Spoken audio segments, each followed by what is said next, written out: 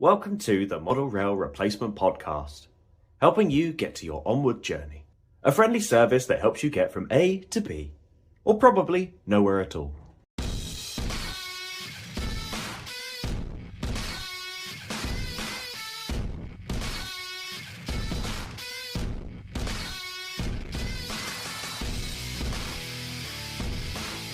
Hello and welcome to the Model Rail Replacement Podcast, or as we like to call it, MERP, the show that, as my dad describes, not as good as Charlie. I'm your host, James, and with me is co-host and producer, Sam. Good morning, everyone. Good morning, Sam. How are you?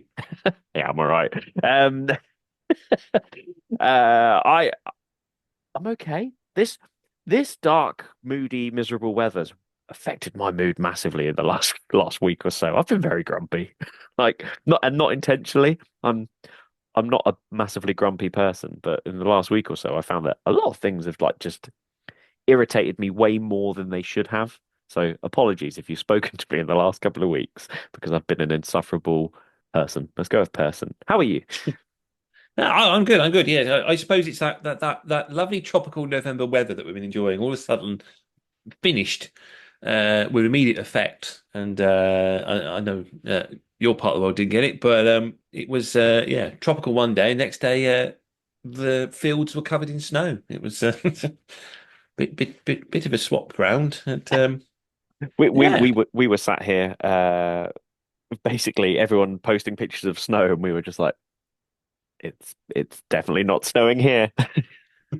So we were sort of just like, oh, yeah. okay. As I say, I do believe the border for snow was Oxford. As I say, I got on the train home, and it was raining in Didcot, and got to Oxford, and no sign there, and then got to Tackley and looked out the window, and oh, it's very white. Yes, yeah. The threshold, yeah, somewhere north of Oxford, I think was that's sort of the line of coldness. So have But you still got snow today? there's a little bit about. There's not much in our garden because it all got collected up and turned into a wonderful snow dog that my daughter made.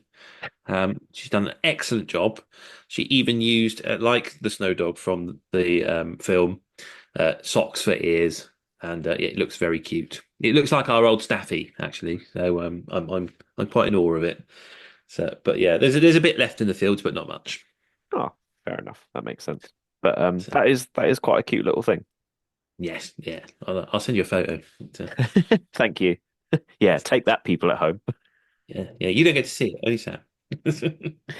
So what have you been up to hobby-wise this week? What have I been up to hobby-wise? Well, you told me to run some trains, and I did. Although I didn't run City Churro, that's still its box, just because I've acquired some new locomotives, and they got priority because they needed running in, etc.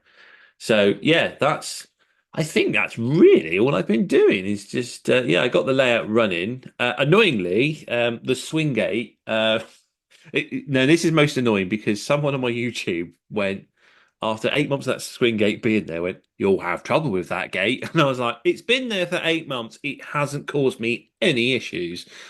It had then been left open for 2 months, and obviously with heat changing in temperature, etc., went to shut the gate, and it was very tight. And then the track doesn't quite line up. You can get one line to line up, but then the other one's out of, and I was like, "Oh, they were right."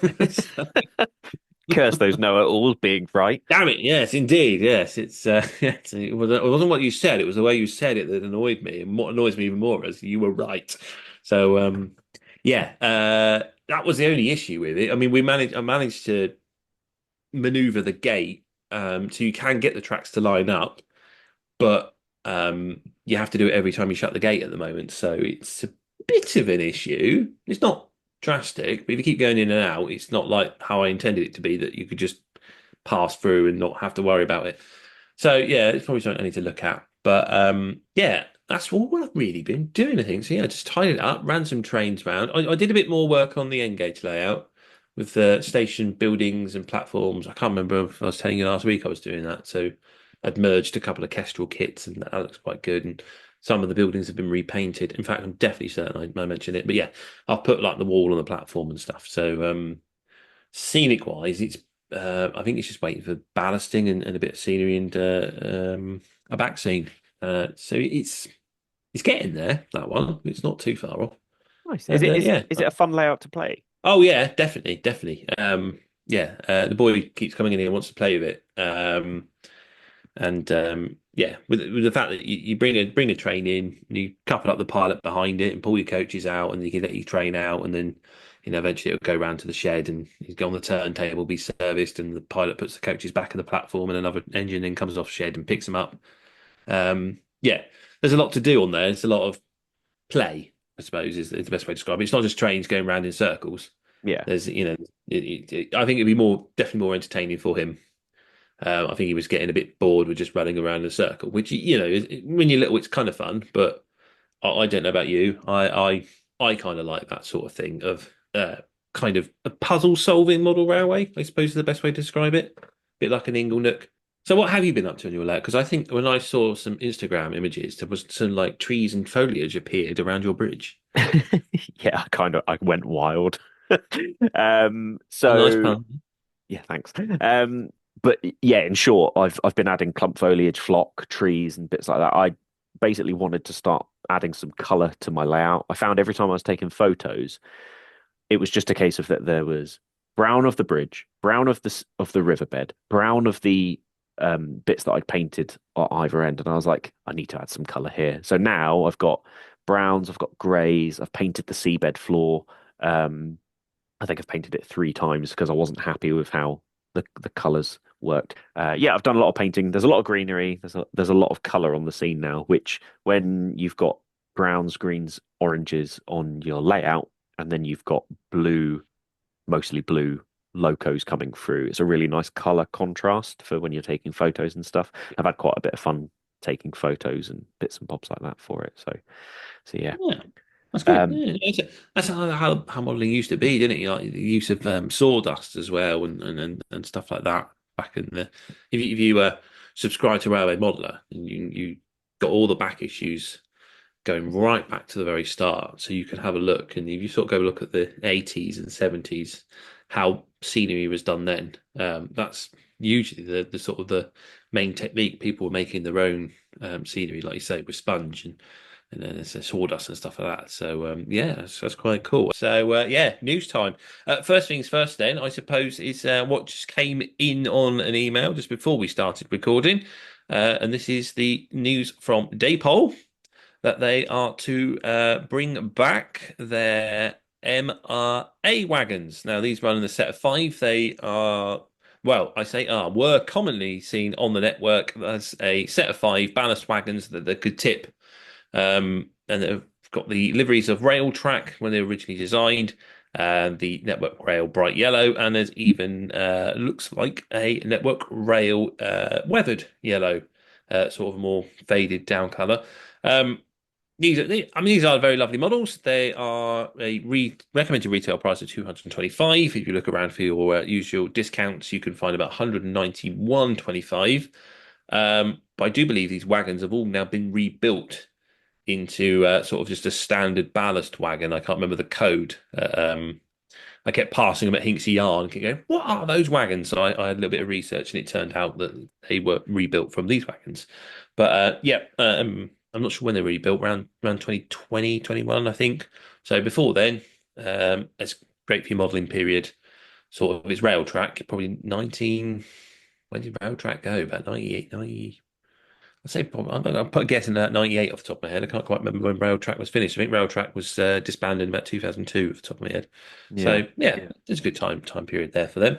So they look quite nice. Sam, I believe your Curoscale announced something this week. Yeah, so Scale announced a new 00 gauge locomotive. As you can imagine, the internet was rife with suggestions on what they were going to announce. I think Scale have done a fantastic job in making things that people aren't expecting them to do this year. I'll be honest, I saw it and went, and then left the announcement because I was busy at the time and I was just sort of sat there waiting for the announcement before I then continued with what I was doing.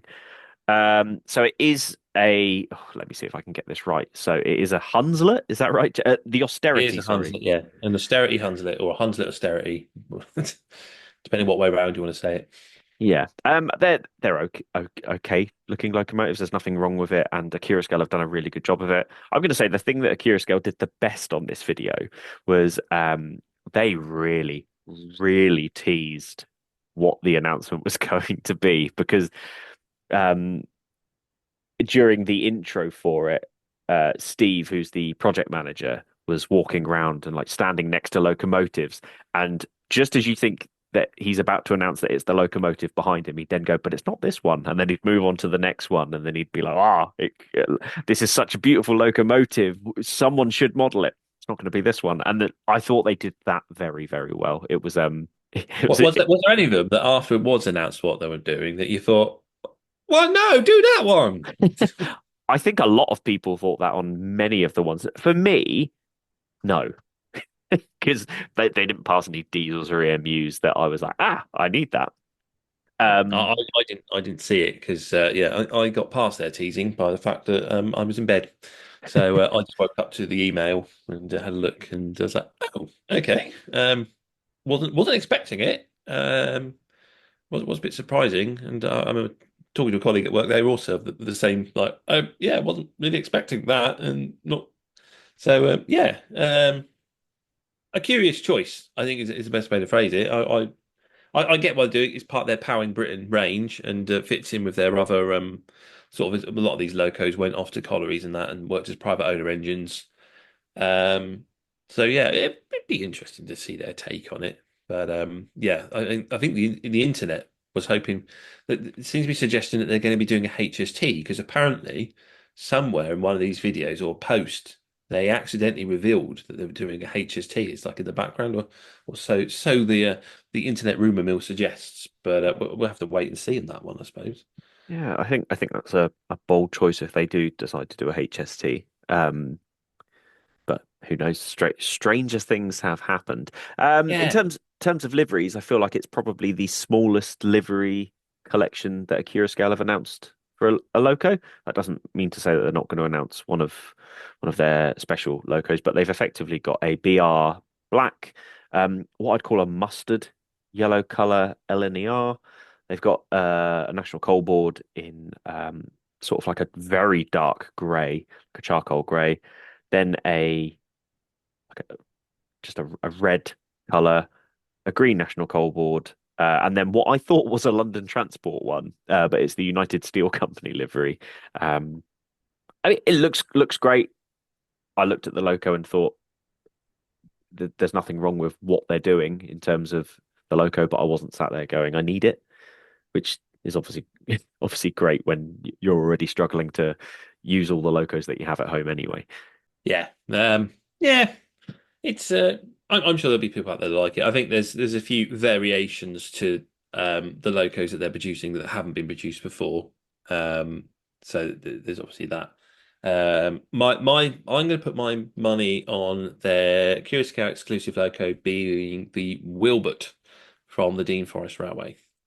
That's my reckon it is because I've noticed with these smaller companies, they all seem to be producing prototypes from the railway series. So we're obviously at Curious have covered the Panya, Rapido have covered the J70. We've had also Bill and Ben be covered. So yeah, I've noticed a pattern in the market. Mm. It's, but yeah, we'll just have to see on that one, I suppose. I think that's it for Model Wise, isn't it, for this week? I think the only other thing I know of is Hornby have announced that they are going to do a payment plan. So you can order the models off the Hornby website, and it's because they're all part of the Frasers group here, you can now use the Frasers payment plan. And if you break your payments up over 3 months, it's interest free. You can go for a longer term, but there is an interest charge on them. So not quite as good as the Curioscale's one, I'd say. I think Curioscale's payment plan is one of the best ones out there. That's one of the things we really like about Curioscale. But I suppose it is good to see that Hornby are offering something similar. Yeah, I guess it's that thing of, I mean, it's not the same level of the Akira Scale one, but they're doing something. But I guess ClearPay and stuff like that has been around for a long time. So depending on what Klarna, ClearPay, and PayPal have all been big people on that market. light, but then obviously last week we had the Bachmann announcement to go with it as well. Yeah, well, obviously, after this comes out, the big LEC show would have happened, and I know there is a Hornby announcement to be announced. So by the time this is out, we'll be out of date for it. But I imagine there'll be a few more over that weekend. Yeah. So probably something for us to talk about next week. Anyway, this week, talking about things and talking to people, we are talking to Oliver from Lazerjet. So we're going to take a short break, and when we come back, that's what we're going to do.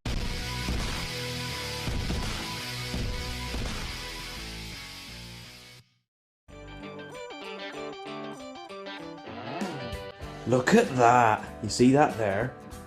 The super shiny diesel loco that's coming this way. Yeah, I see it. Isn't it beautiful? So fresh, so clean, like it's straight out of the box. I mean, yeah, it's nice, but I prefer it to have a used look to it. In an ideal world, that would be nice. But I'm sure the owner doesn't have the confidence, skill or time to undertake such a job. Then why don't they just send it to Emperor's Path? Emperor's Path? Yeah. SBJ has years of experience in model railways and wargaming. The ability to meet your weathering needs and works with you during the whole process to ensure the project is how you want it, not like it's come through a factory. Come on, that must cost a fortune. Not really. He offers different levels of weathering at really affordable prices. I've got my whole fleet weathered by him. My Loco's got the full treatment, whilst my rolling stock just a dusting with the airbrush, and it looks really authentic. I might just get a quote. How do I contact him? You get him on Instagram at Emperors_Path, by Facebook, Emperor's Path, or emperorspathcontact@gmail.com. Emperor's Path Weathering. If it's not filthy, let's change that.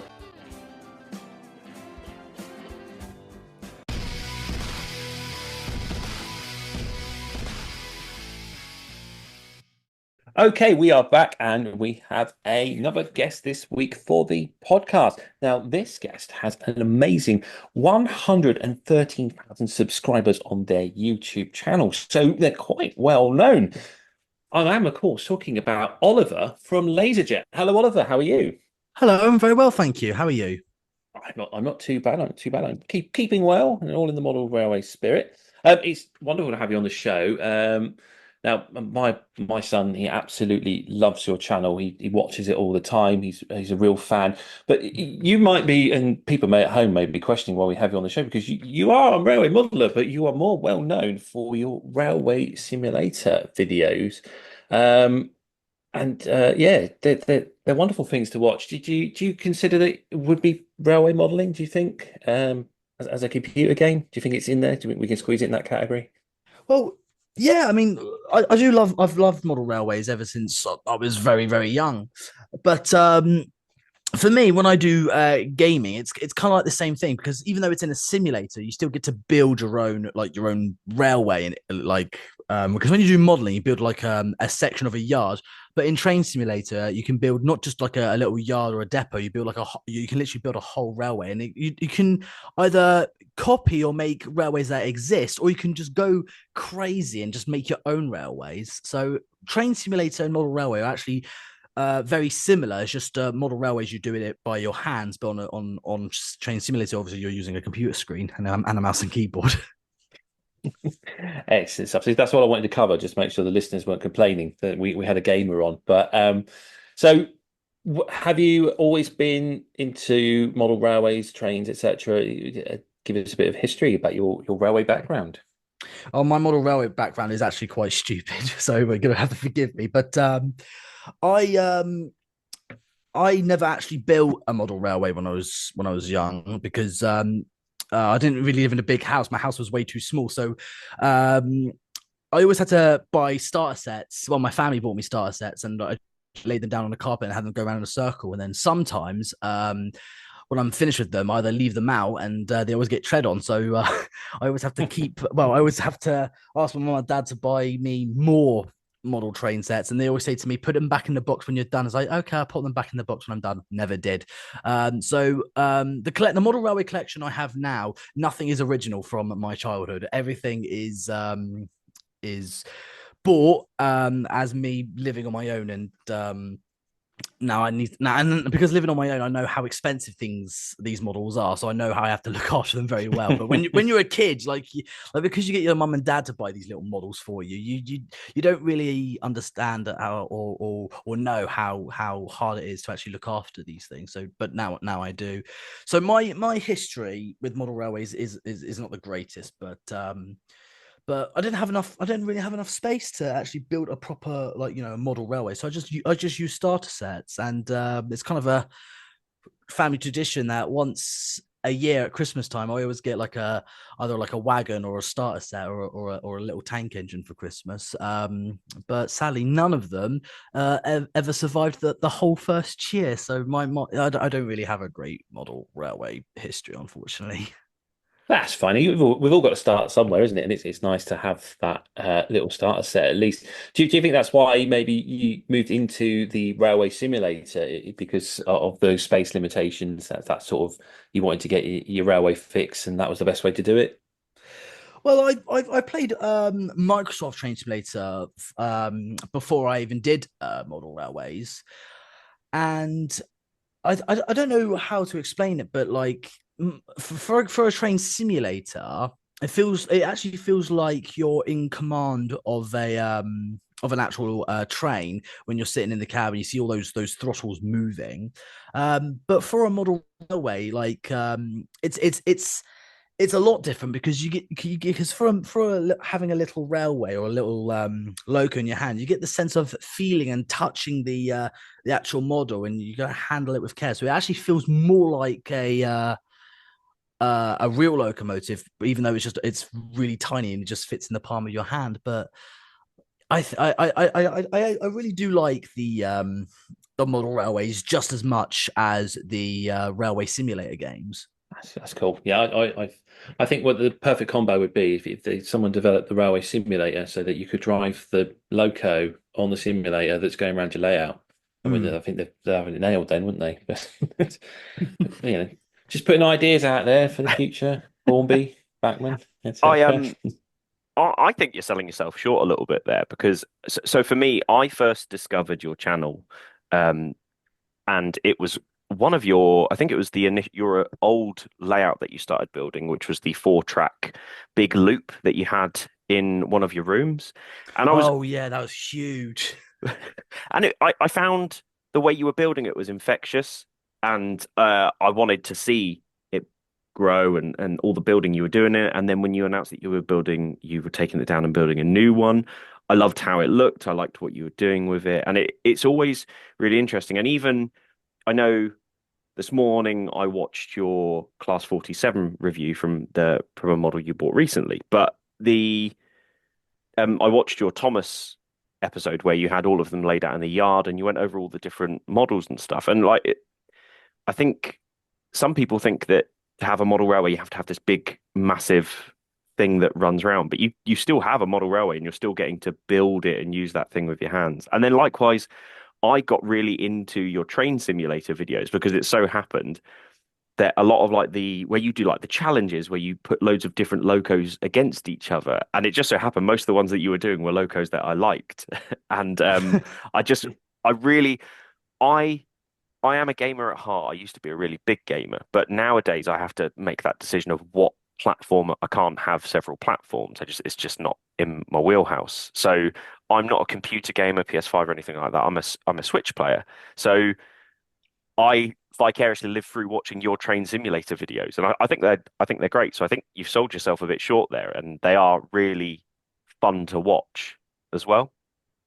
Well, I think the reason why I decided to do train simulator content is because not many people have actually done it before. Because, like, when most people, like most gamers these days, like they're either like into like Fortnite or Minecraft or any other games, like the people are always doing the same thing, that they're just doing it their way.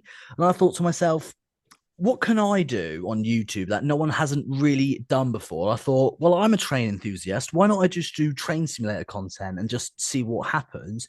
And weirdly, it started to pick up a bit, but then someone requested that I maybe challenge each individual train, see which one is the fastest. So on Train Simulator, I built myself like a route racetrack thing. And then that's where it went absolutely crazy, where people were going, oh my goodness, he's actually comparing like a German high-speed train compared to a French one or an American one. And a lot of people liked seeing not just different trains from different countries, but using electric versus diesel or diesel versus steam. And I think that's never really been done before on YouTube. So that's kind of what I thought I should do, because no one else has done it, and I wanted to do something that no one's ever done before. So I think that's why it kicked off, because it's never been done before. Yeah, they are very entertaining videos though, because one sticks in my mind. You had City of Truro racing up, I think, against like Flying Scotsman and that, and she sort of sat really far behind, and all of a sudden she just picks up speed and just starts accelerating past these other locos, and you're sort of sitting there as a Great Western fan going, see, it could have made 100 mile an hour back in back in the day when they claimed it made the world speed record. So yeah, I like those videos. I like your unstoppable ones as well. When you're chasing a train around the track and you've got to try and stop it running away. They are very entertaining videos, and I can see why people come to the channel to watch them, because yeah, you get that.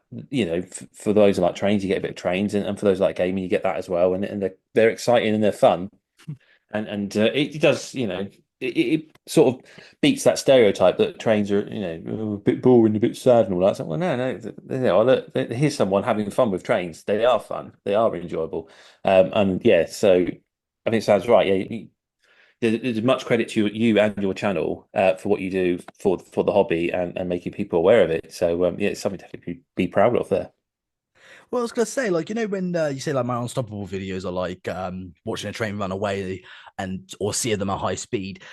What I like to compare them is, like, a lot of people like watching like NASCAR or Formula One. You just see a bunch of cars going around, and most people think that's boring. Some people don't find that boring, and that's how I feel about racing trains in Train Simulator, because obviously, in real life, like, I don't know if people can actually race a train on the main line, but for a simulator, you can do whatever you want and let your imagination go crazy.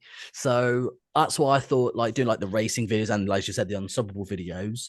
The only limit is your imagination, and I thought, like, with the racing, with the car racing, where people watch race car stuff, it's kind of like that. A lot of people like that stuff, some people don't, and that's kind of like me. I like watching trains racing on Train Simulator, and hopefully most people do as well. But yes, there are going to be a few people who think this is ridiculous, or this is very boring or very pointless, but it isn't pointless to me, and that is the point. Yeah, that's it, isn't it? At the end of the day, it's when it's your YouTube channel, it's what you like, it's for you, isn't it? It's and if anyone else wants to come along and watch it, then great. But yeah, it should never be for other people's benefit, if against your own, I suppose, isn't it? But yeah, as I say, my son's a fan. I'm quite a fan of your channel, and I think it's very entertaining. So as you know, on the podcast, we always like to have our set of questions. We like to ask all our guests, and I do believe Sam has sent these to you. Hopefully, otherwise, they're all I going to did be have a little read of them. Yes. Excellent stuff. So you know that the first question is always our favourite. Are you a steam, diesel, or electric fan? If I had to pick one, if I was like limited to just one of those choices, I'll probably go with the steam. Sound like that, because it's straight in there, straight to the point. It's perfect for me, but from an editing point of view, you've answered my question, and I'm happy. Oh, fantastic. Yes, like the technology for steam power engines is a lot more fascinating, and they're just wonderful to look at, the steam engines, and just how they work, how they sound, and the smell.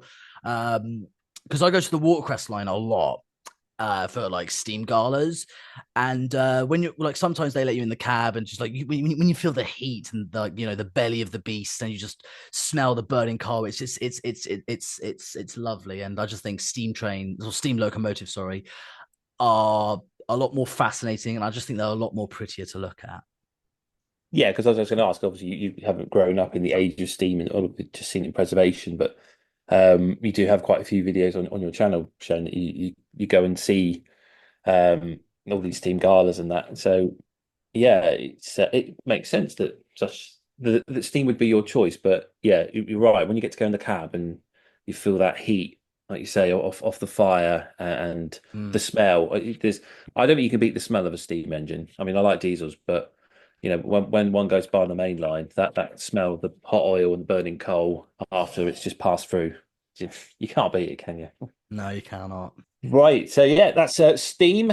Chalks up another mark on the board for the steam or electric diesel debate. We'll move on to then. Obviously, you are building your layout at home. It's 00 gauge, I believe. Yeah, double O gauge. Excellent stuff. Do you have a favourite scale? Is it 00 or is there another gauge out there that you look at and think, I wouldn't mind modelling in that? I've always stuck to double O. Ever since I first started having my very first train set. One day I would maybe like to think about having an N scale layout so I can do a lot more. But at the moment, because my double O collection is so big, I just want to expand it even more. And I've learned a lot on double O, and double O is the only thing I really know. So it's best to stick to double O, because if I move on to a different scale that I have no idea how it works or how to build it, then I'm in trouble. But so best to stick to what I know, and that is double O gauge. Fair enough. It's interesting. You don't really get many shout outs for Engage when we ask this question. And I like that you sort of considered it for its sort of larger purpose, in that you can get more in a scene, I suppose. Did you think you will ever consider venturing down there? Do you think you might be brave enough in the future for that end scale? Definitely one day, when I'm a lot more confident in myself, because right now, like as you said, I'm in the middle of building a double O gauge railway, but I would actually like to try and do the N gauge stuff in the future, but I don't think I'll do that anytime soon. But I will do it definitely in the future, hopefully one day. That's cool. That's fair enough. That'd be nice. It needs to be more N scale out there. I think it gets neglected, and it is a great little scale, even if it does destroy your eyesight as time marches on. You need a magnifying glass to see them. Oh, I did. So yeah, I'm building my lad N gauge, and yeah, I'm paying the price for working in that scale. It hurts my eyes sometimes trying to build it for him.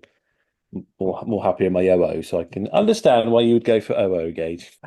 Cool. So you have quite a great collection of locos in your model railway set, and I know my lad was pointing out that you've one thing, you own the American Flying Scotsman, so the two tender when it visited over there.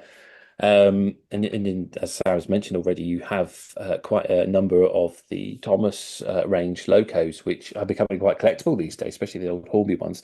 Is there anything in your collection that is your favourite?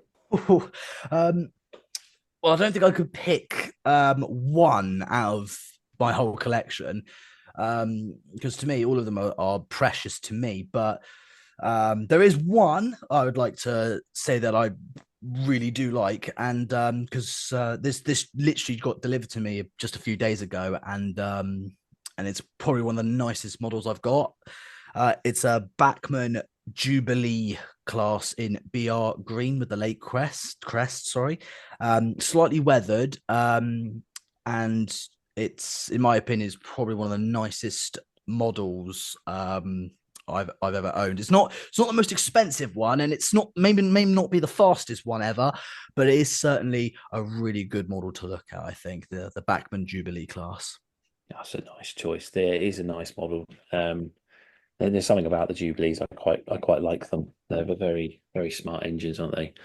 They're just like a Black 5, but just with a lot bigger wheels, and that's what I do like about. And also I've seen two Jubilees in my life. I've seen Bahamas pass through Eastleigh a few times, and the Watercrest line, and I also saw if I can get the name right, I think it was Leander. I think that's how you pronounce its name, Leander. It was a BR black one, and that came to the Watercrest line as well for a gala. If I got the name wrong of it, I'm so sorry. But so don't worry about it. I pronounce things wrong all the time. Get called up on it. So. Makes the best of us, I suppose. But yeah, just recently got a Bachmann Jubilee, and it's probably the nicest model I've ever owned. I mean, like you said, I've got USA Flying Scotsman in my collection as well, but I've never actually run it because it's actually gold plated. So it's so even though I have it, I've never actually run it, and I don't intend to because that'll wear the gold off, and then I'll be doomed. Yes, I've heard about that. I think it was the gold-plated Merchant Navy that they did, and someone had one of them and tried running it, and all the gold flaked off. Oh, was that? I think that was a Clan Line one, wasn't it? I think. Yeah, that's the one. Yeah, it was Clan 9. Yeah, so I complaining about it. Yeah, That's 18 karat gold gone. still, it looks more realistic now. Oh yeah, That's the way to look at it, right? hopefully. That's cool. I like that. I like that. That's a really nice choice. Yeah, Jubilee is a very lovely loco. Did it come up in our LMS battle when we were fighting over the LMS? I think the Jubilee class did come up in the LMS episode. Unfortunately, there's only one that really ever stuck in my mind during the LMS episode, which was the Black Five. But I'm sure the Jubilee came up or definitely was mentioned. Yeah, definitely. Yeah, it's one of our favourites anyway. We'll put it that way. So the Jubilee's your favourite loco that you own. Is there one out there that you've got your eye on? Is a locomotive that you don't currently own that you would like to add to the collection in the future? There's two, if I may. Yeah, but I'll let you. I don't know if Sam will. He'll probably make you pick between the two. But Well, these are my two that I would really like. I would love a Bachmann Class 205 Thumper in Southern BR Green. And the other one is a Bachmann Class 37 in the large BR Blue loco. So if I had to pick out of the two, I think a Class 37 in BR Blue with the big large logo and the yellow ends. I think that's a model I would love to own, which I currently don't have at the moment, obviously. But yeah, I think that's what I would love to have in the future one day. those are both sound choices, and English Electric as well, all round. So it's you're winning there. But yeah, that is a tough choice actually. I do like a thumper. There's something about them, isn't there? And obviously that engine noise when you get to go on them. I went on. Was it the Dart Valley line? It's one of the lines in Devon. It used to go out to Meldon Viaduct. There was a thumper run on there. That was my first experience of them. And yeah, there's just something really great about them, isn't there? But and obviously a Class 37 to Class 37, and yeah, that is a tough choice. But yeah, I could see why you edged for the 37. So a large logo blue, yeah. Yeah, the one with the big large logo in blue, yeah, but the big with the yellow ends on each end, obviously. Nice, very nice choice. It's the first time I think we've had the thumper mentioned in this sort of thing on an episode. And I think the biggest problem you'll find is that obviously you can get a 37 anywhere now. Yeah. Like, there's so many 37s out there, and two of the manufacturers definitely make a top tier model of them. Having owned, or I do have a thumper, they are an exceptionally beautiful running unit, and especially as a southern modeler, I find that they run so beautifully. And ironically, they don't have the same sort of volume of it, but they sound very similar in tones to a 37. So it's interesting that you've picked two that sound similar, but one can absolutely boot it, and one is sort of like a small bumbling passenger version of it. So I find that nice really interesting. Gurgling purr, isn't it? Yeah. That's it. Yeah, it's all English Electric goodness, isn't it? That's the important part of that one. But, we'll have around. So yeah, a Class 37 is on your wish list, and yeah, hopefully we'll see it on your layout in the future. Is this your second layout that you're building now? Well, it's my third one, but I've got a fourth one planned, which I'm going to start building on Saturday, because the first one obviously was the big loop with the 4-track mainline. That was my first one that I've ever built. Yeah. The second one is where I made a branch line from one side of the room to the other, but I did make a bit of an error of that because I've designed it so the controller is on one side. I can't actually reach the other side to like switch the points to loop it around and come back. So I'm always back and forth. And I thought this design I built is rubbish. So I've binned this project, and right now all I've got is a single table with just a yard and a few sidings, what have you. That's my Model Railway 2.5 project, but the 3.0 project will be the fourth model railway that I'm going to be building. and it's going to be a 2-track main line, but it's going to have 2 loops at each end.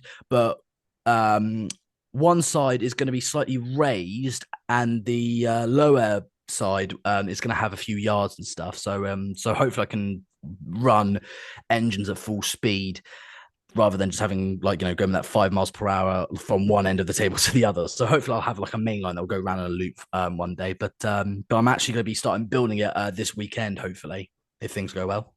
How excited! It's like an exclusive for the show. Although by the time this comes out, it'll probably be a few weeks too late. But I think it'll be half built by the time this goes out, because I want to take my time on this, because the other projects I did was just rushed because I just wanted it done. Now I know that this is a very time consuming project. I think the more time you spend building it and putting it together, the better it will stay solid and the better the trains will run, in my opinion. So yeah, just if you're going to build a model railway, take your time, don't rush it. The longer you spend on it, the better it will be. That is sound advice. Yeah, absolutely agree with you there. It's taking your time on it. Don't dive in and just because you want to see trains running, because you'll just be more frustrated and disappointed with it in the long run. So that was your choice then. The Class 37 is the Loco, planning to make its way to your layout in the future. We'll move on to what is your favourite project you've undertaken so far? And obviously we've decided that the railway simulator game can be included as a form of railway modelling, and we're not having it any other way. So what projects have you been working on, and what is your favourite out of all of them? Oh, the project I'm working on at the moment is coming along nicely, because all I've got is a table with just a little platform and a little yard area.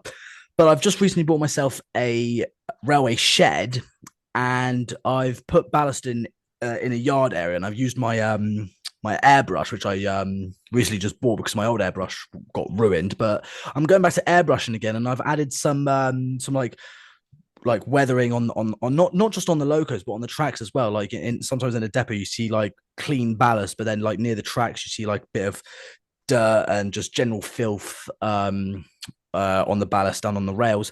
So I've just for the first time ever, I've actually used my airbrush, and I've actually weathered some ballast and track to give the little shed area kind of like a Ropley kind of like feel to it, where because the Watercrest line Ropley's got like a big yard area, so it kind of to me it kind of brings the little yard to life a bit once you've added those like bits of bit of dirt on the ballast and on the track.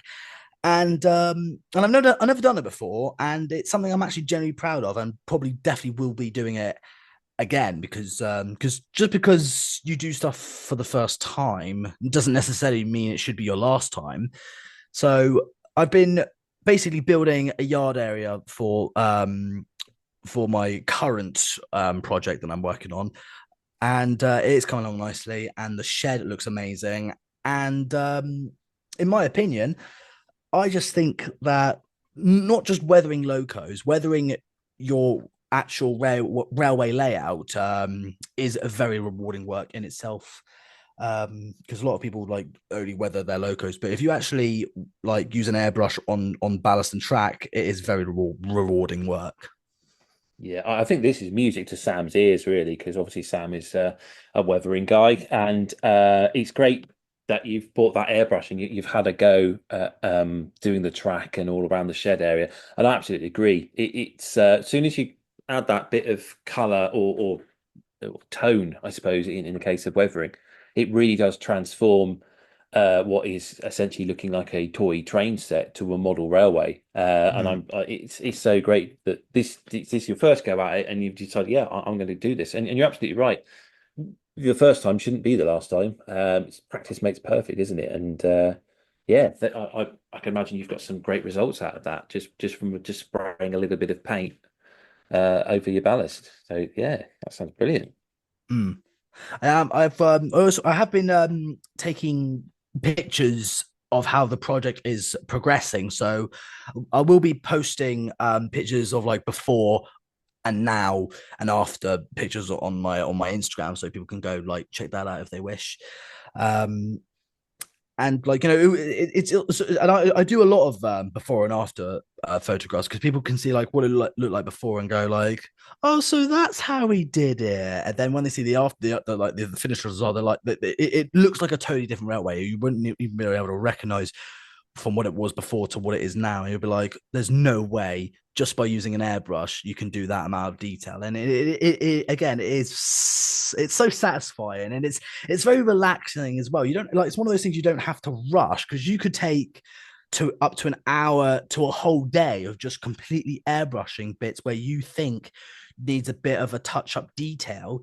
And because it's a model railway, it doesn't have to be exactly accurate. You can do really whatever you want to it, and like, it doesn't have to be a modern era, or it could be an era from the 80s or the 50s. That's the thing about model railwaying as well. You can do literally whatever you want, and there's no one stopping you except for your own limitness of your imagination. Just let your mind go nuts, and more importantly, have fun doing it, because you don't want it to be a stress project. You want it to be relaxing, and you want you to actually release some of that stress, and just be really calm, enjoy doing it, and just be happy doing it.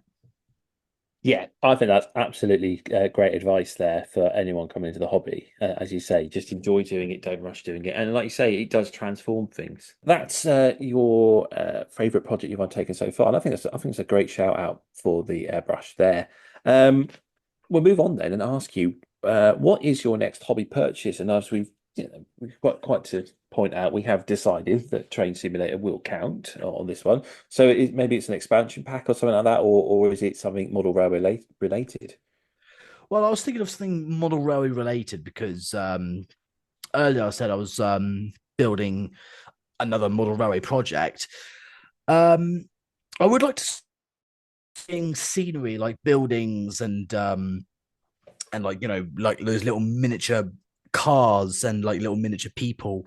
But I have also just recently learned how to make my own trees, because normally you can either buy trees that already are pre-built, or you can buy like little flat packs, and basically you get to snap little branches off like these little trees, and you can literally make your own tree of what you want each individually branch to be.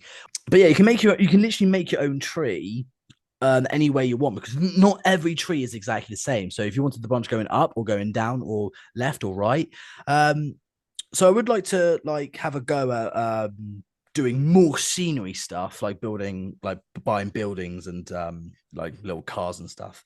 But not just model railways, but I would like to maybe do airfix models, and I would really like to try and make a really cool Titanic lamp where you build the model out of airfix, and I would like to drill little holes in the portholes and put LED lights inside to make it look like the whole model was like glowing in the dark on the night that Titanic unfortunately sank. So it would be really cool to do some airfix models and put little lights inside to give the little model more life. So yeah, it's not just model railway stuff, but I would like to do some airfix stuff as well. That's cool. I like that. I like the Titanic idea, the lamps and sort of lighting it up. Would you do it like just sort of cut the holes for the windows and just have one light in it, or would you maybe like a little LEDs just placed along the boat? Well, I was gonna. Well, what I had a plan in my head, and also I saw a lot of videos on YouTube of how other people did it. They just get like a strip of LEDs, and what this one person did on YouTube, which I found very fascinating, is actually he cut a bit of the bow of the ship off to make it look like the ship was listing, like when the bow was actually was going down on the night it sank, and half of the bow was already submerged underwater. But he put some resin in, so you can actually have a look underneath. And he didn't just put one strip of LED lights in; he actually put like flashy blue lights to make it look like that the ship was losing power as the whole thing was going down. And it was very smart, and I thought it was a really clever idea. And I always thought to myself, I would always like that as a lamp. If I wanted to like if I did like some soldering iron and like fit a plug to it, just plug it on the side and just leave it on my bed desk, it would be something really really pretty and relaxing to look at. I mean, I know there's nothing relaxing about a sinking ship, but the Titanic is a very beautiful vessel, and I thought that'd be really cool to see at night time. I think. Yeah, that sounds very cool, especially with the like you said, the resin, the lighting and that. Mm. So with the scenery, then the trees, is that like the woodland scenics kits with the plastic armatures, or is it like the sea foam like moss that you get? It's all dried out and you just add your scenics to it. Honestly, I don't know. I think I'll go with the I think if I had to choose, I think I'd go with the ones that are like made of plastic, and it comes like in a little bag, and you have to Mm. snap like each individual branch off to basically build of what shape of the tree you want. And then at the end, you just like get some glue and just like put some moss on and just like sprinkle some PVA or something, and wait for it to dry. And I think, bosh, you've got yourself a tree. So yeah, I think I'll do it that way, where because I know you can buy trees already like pre-made.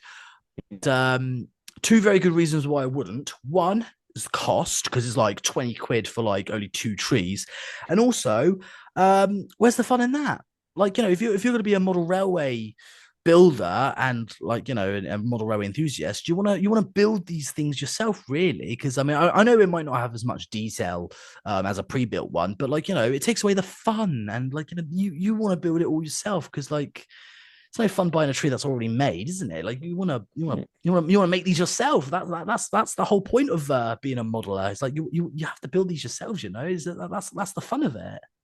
That's very true. And I think making trees is one of the most therapeutic parts of the hobby. I really enjoy it.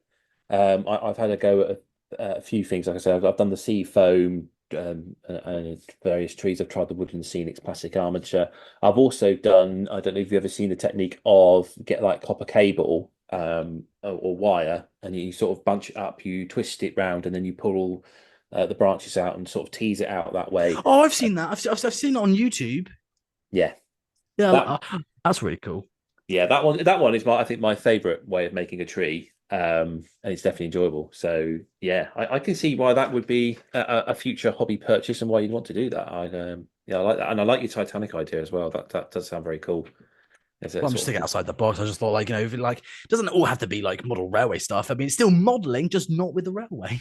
Well, you're right, because you found a loophole in the question, because Sam said hobby purchase in the Hmm. question. He doesn't actually specify it has to be model railway. So Exactly. that's the second loophole found in his questions in 2 weeks, because Tom from Buggles Kelly, I think, got one the other week.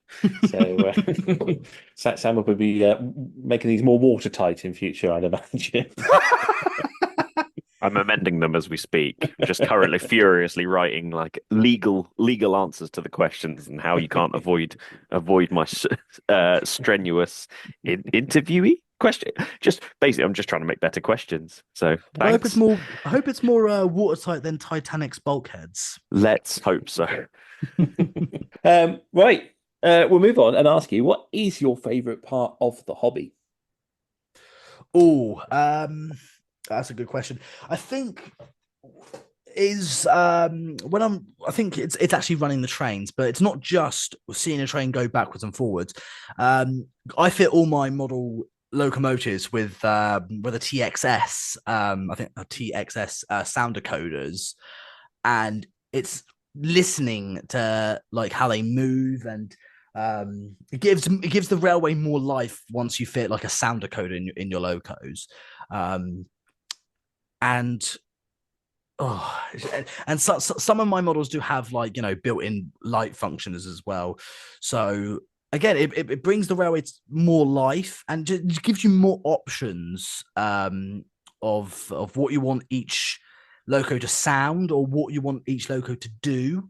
So yeah, I think it's the digital part of it that that I like the most about model railways is because just recently I've learned how to use the Bluetooth decoders. So if you didn't want to use it on a analog controller, you can always use your iPad or your iPhone, because the technology in it is really cool. And also you get to switch from either Bluetooth or DCC controller, so it gives you a lot more options of what you want your model railway layout to do. So yeah, I think it's the digital side of it that really excites me. Yeah, no, that's really cool. I think, yeah, the Bluetooth is one of the best things that sort of emerged in the digital market in recent years. And like you say, that option to run it on your controller or your iPad, I think that makes it a lot more accessible to people, especially a younger generation that have grown up with this technology. So it's just another app, I suppose, that with the added fun of running a train. And also the if I may add, the I mean, I've got like a few models that are TTS sound. And what makes the TXS decoders a lot better is that for TTS, you have to buy a decoder with that specific sound. But for the TXS decoders, you install them and then you get to choose what sound you want coming out of that decoder and speaker.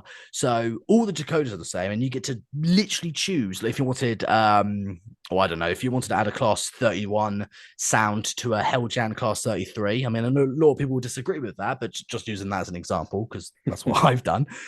But also, if you wanted your Flying Scotsman to sound like a Class A4, you can do that, or heck, even put a steam sound in a diesel locomotive. I don't know, but that is the cool thing about the TXS is you get to pick and choose what sound you want, unlike the TTS decoders. Because once you've purchased that decoder, you're stuck with that sound unless, like, you want to replace it with a different sound. You have to change the whole decoder itself. So that's another reason why I do love the Bluetooth decoders, is that it gives you a choice, unlike the TTS decoders. Yeah, definitely. Yeah, it's I think it's that added bonus, isn't it? Because if you change your mind in the future, and you might want to sell a Loco on, you can at least keep the chip and like you say, exactly, just change the sound on it and put it in something else. So yeah, that's a very cool technology.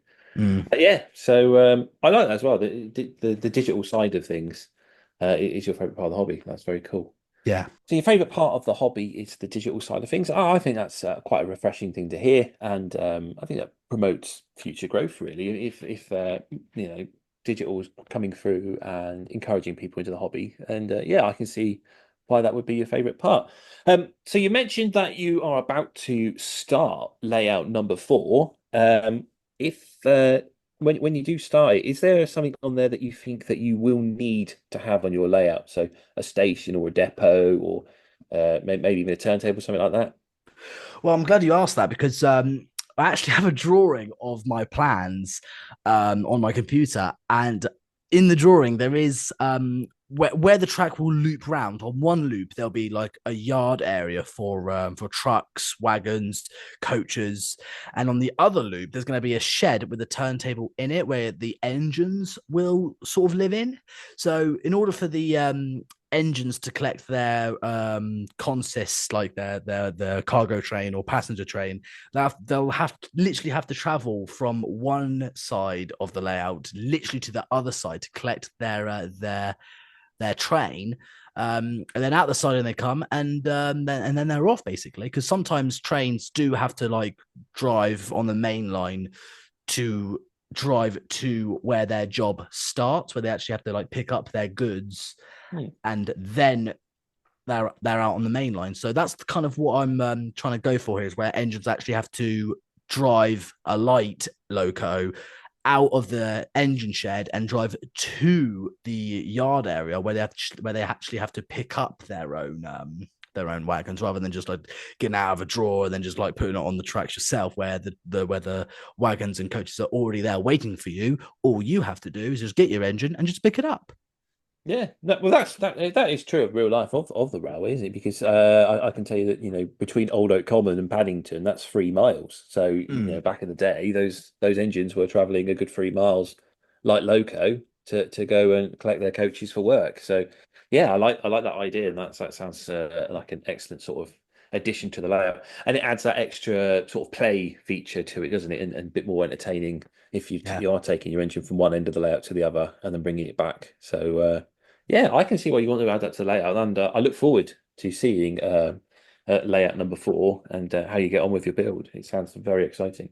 We'll move on and ask you, what is the one hobby item you'd encourage everyone to buy? So, it could be a paintbrush all the way to, a digital controller. Is there anything that you've found during your hobbying that is a necessity to have? The thing I always buy to improve my my model railwaying, the Bluetooth decoders by Hornby, in my opinion, is the accessory I always buy to improve not just the engine that you want to add sound to, but it gives you a little bit more control on the layout. So say like if you're using a DC controller, I think you can only have like one engine at a time. So if you gave the whole layout power, then you'll have 2 engines running at the same time. But if you didn't want to have 2 engines running, then it'll be much more easier if both of them were digital and you had a DCC controller. So you can have like in between 5 to 20 locos on one layout. But if you just wanted to control just one, you select a number, that's the loco on the drive. The rest can stay stationary, and then you have full control of all your engines. But if you just wanted to control just one, but still have all your model locomotives on the track, I recommend buying digital chips, because it just gives you a lot more control over your layout. Yeah, you know what? That's a sound bit of advice there, because at the moment I am building a layout which has around 14 isolation sections on it, and the amount of wiring I've had to do to get that to work, I've just been sort of putting it together and thinking this would be so much easier if we just made this a digital layout, because then I wouldn't have to worry about this at all. It was just it's revolutionary, really, isn't it? In regards to, like you say, you just want that one engine, you pick a number and off you go. So outstanding shout out there, especially after I've nearly lost my mind of wiring I've had to do over the last 2 weeks. So I'm all for it, and I think in future I probably will just concentrate on digital myself. So and I think the Bluetooth stuff, I might have a go at that as well, because it has looked promising, but the more you talk about it, the more I think, I think I need to have a go with one of these chips and see what they're like. Oh, they're phenomenal. And like when you get them in, like when you buy them in a pack, like the Bluetooth decoder pack, you get to choose what kind of speaker box you kind of want. So if you had like a small tank engine, you had very limited space for your speaker, you can choose a very tiny box to fit over the speaker, so it's not so tingy. But if you had like a big diesel, like a class 47 or something, you can fit a much bigger box for the speaker. So you slide the speaker in, but it's got like a much more bigger box area, so it makes the sound a little bit more bassier and more clearer. But even if you use a very small box for the speaker, it still sounds really crisp and clear. But the bigger the box you use for the speaker cover, the better it will sound. So it does give you an option of because for the TTS ones, you've got like that big circle speaker, and you're like, where am I going to put this? There's no way I could put this in a boiler of a steam engine, because it's too big, it's too chunky, it's too round.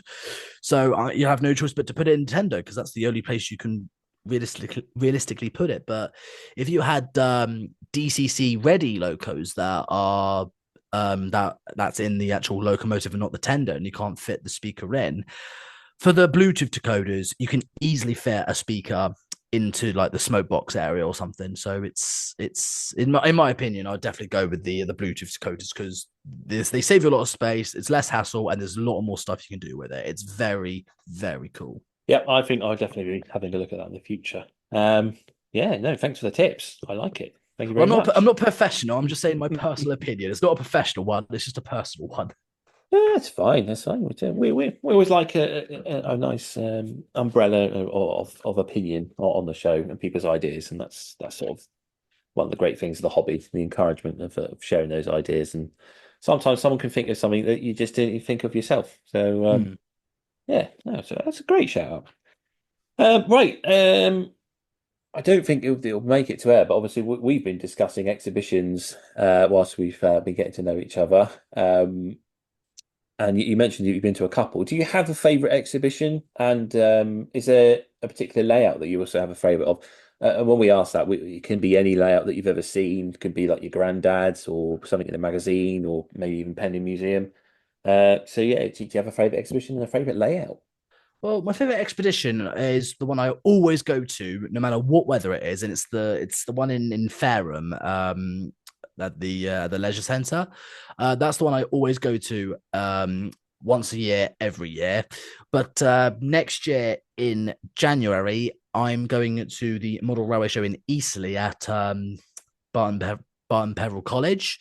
So one I discovered last year, and because it was so big and it was so friendly, and it's very local to me, I'll definitely be going there next year. So yeah, and you know, my favorite layout. I think, in my opinion, all of them are great, but the one I saw quite recently at the Fareham one, I don't know what it was called, but it was just a humongous depot, and it just had BR blue diesels like class 20s, 37s, 33s, 47s. They were literally just everywhere.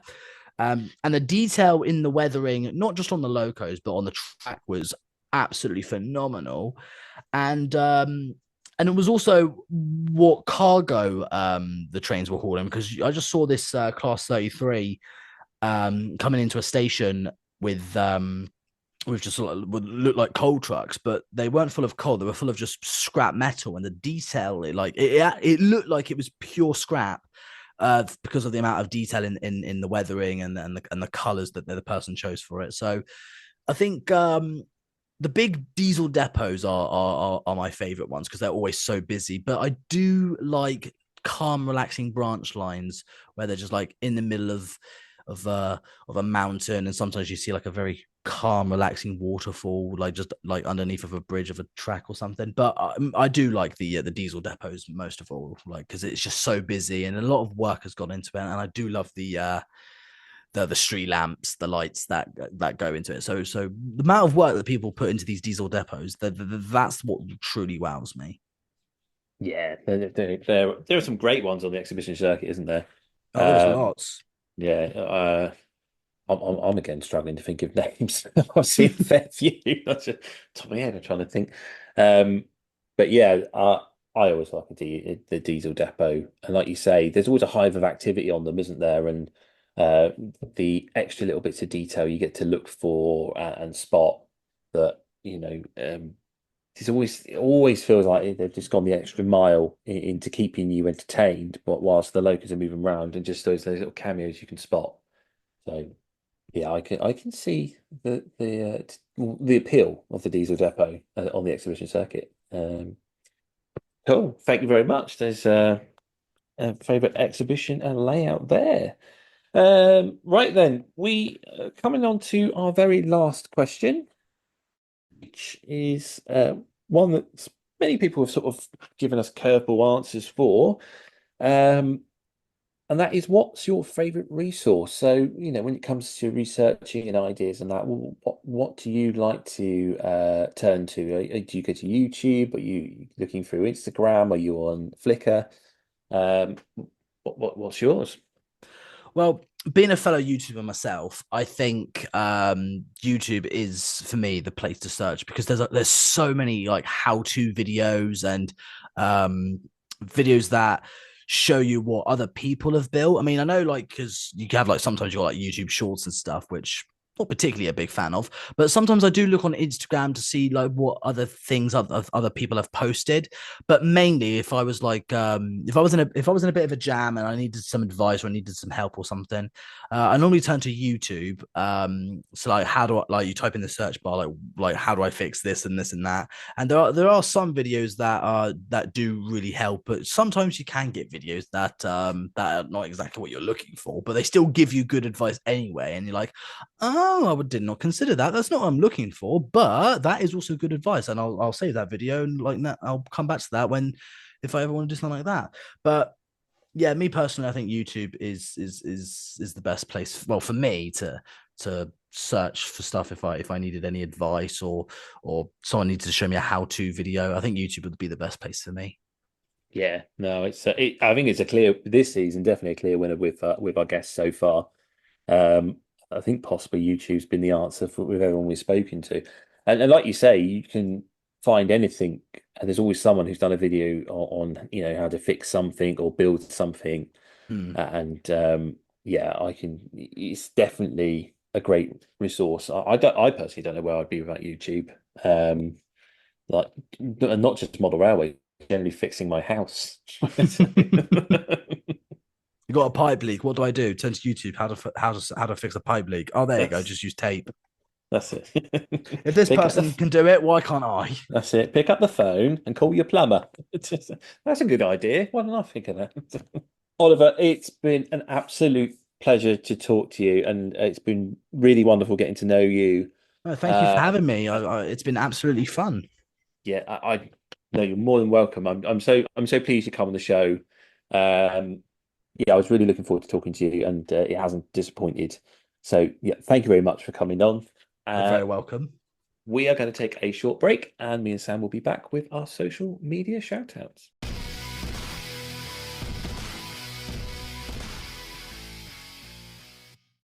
Hello there, dear listener. We thought we'd just take a moment to talk to you about our Patreon. For the last few weeks, Sam has been putting out an advert impersonating David Attenborough, trying to entice you to give us your money. And you were right not to do it. But now we ask you from the bottom of our hearts to follow us on Patreon.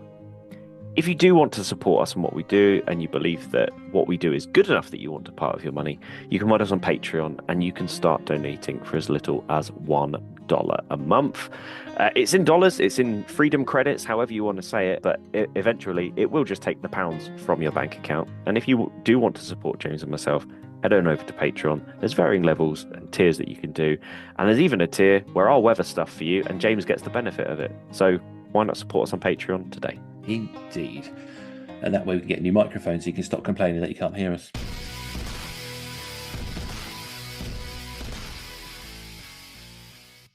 Right then, and we're back. That was quite a nice chat with Oliver of Lazerjet. So yeah, we've sort of branched out a little bit from model railways into the world of computer gaming, but as we say, we think it just about scrapes through.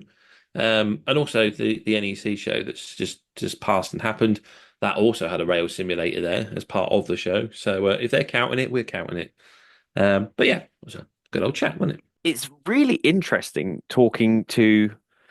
We are a model rail podcast, and I think the points that we made in there, one of my favorite parts about it is like it is still a hobby, and it allows you to build your.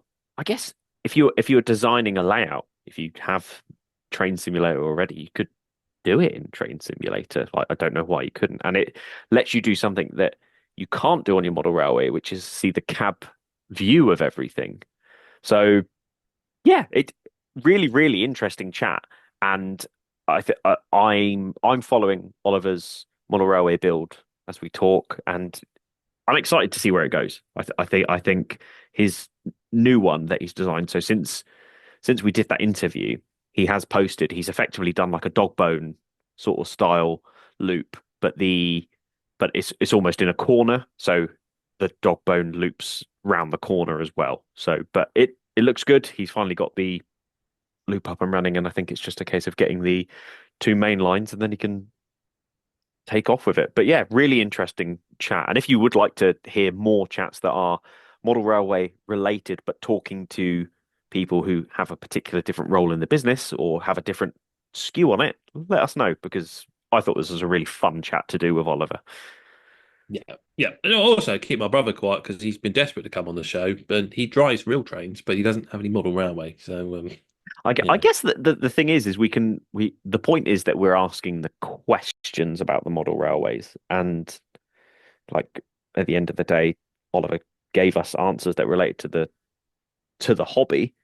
It's just that Oliver's famous for Train Simulator. That's where he makes his bread and butter. That's how he wins his bread. That's very true. So yeah, as I say, yeah, if the model railway companies, merge with these game companies, we could have a train simulator that hooks up to your model railway, and you're driving it on the screen, and it's actually going up and down the layout whilst you're next to it, kind of thing. We can't be too far away from that sort of thing, right?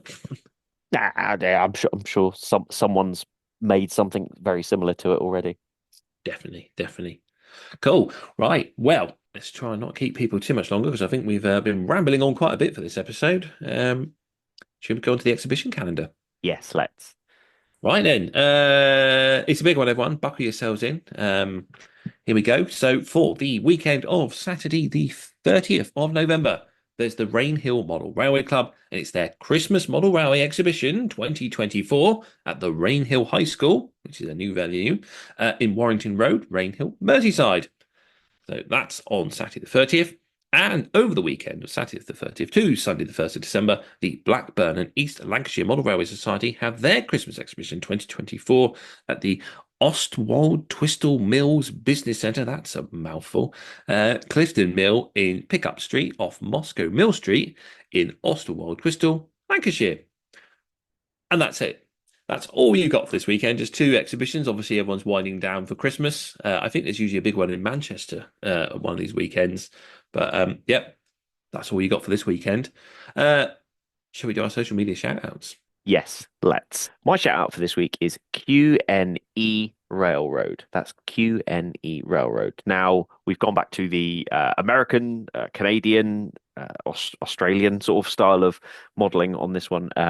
However, the helixes and stuff that are on this layout look phenomenal. And I think I don't have the space to have a helix because I'm in the loft. So the up and down part doesn't really feel like I'd be able to make it work in the loft here, because I do need the storage underneath. So actually going up and down in my not high space would probably be quite difficult. But if you're in sort of your basement, your cellar, or you could do it in a big garage and stuff, I feel like this would be a really good idea. But this is a very beautiful looking layout. So if you get a chance, you can go and have a look at that one.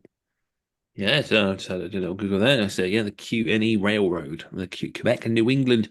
It's a proto-freelance regional railroad that runs between Montreal and southern New England. Late 1980s. Yeah, it looks very cool. Yeah, I'll have to have a look at that one. Right then, my own one is Yarslow, which is a 4mm scale model railway layout depicting a piece of British railways in the northeastern region at a time when steam's been replaced by diesel. So it's located, so the owner says, in a dedicated shed using Code 75 track. I really like this channel. There's some really interesting videos, some good top tips on layout building and stuff like that. So sometimes it's watching layout build, and sometimes it's other things to it. So that's my recommendation of Yarslow Model Railway. And that reminds me, actually, we Double O Dave actually messaged me the other day to thank us for shouting out his channel. So it's nice to know that these things are getting fed back to people, and we're all becoming one nice community, I suppose. Oh, I'm glad to hear it. Yeah, that's my shout out of the week. Yeah, as I say, some great videos on there. I suppose the only thing left is our own. So Sam, people want to find you on social media. How do they find you? So if you want to find me on social media, you can get hold of me at Emperors_Path on Instagram, or you can get hold of me on YouTube at Emperors Path. James, how can we get hold of you? It's Western Signalman on Instagram, YouTube, and Western Signalman at Outlook.com. But don't forget that the Model Rail Replacement Podcast also has an Instagram account, and you can find us under that name. Or if you want to email us, it's modelrailrp at Outlook.com. So that wraps us up for this week. I think next week, as we come closer to the big day, it's going to be a fight club, but hopefully not a controversial one that's going to get you all having a go at us and telling us off and then upsetting Sam. I've had to really calm him down over the last few weeks. He's very sensitive. We're just trying to have a bit of fun. Anyway. Next week's Fight Club is going to be a slight different one. We're going to do a sort of Christmas shopping Fight Club, model railway themed, obviously. Come and tune in for that one.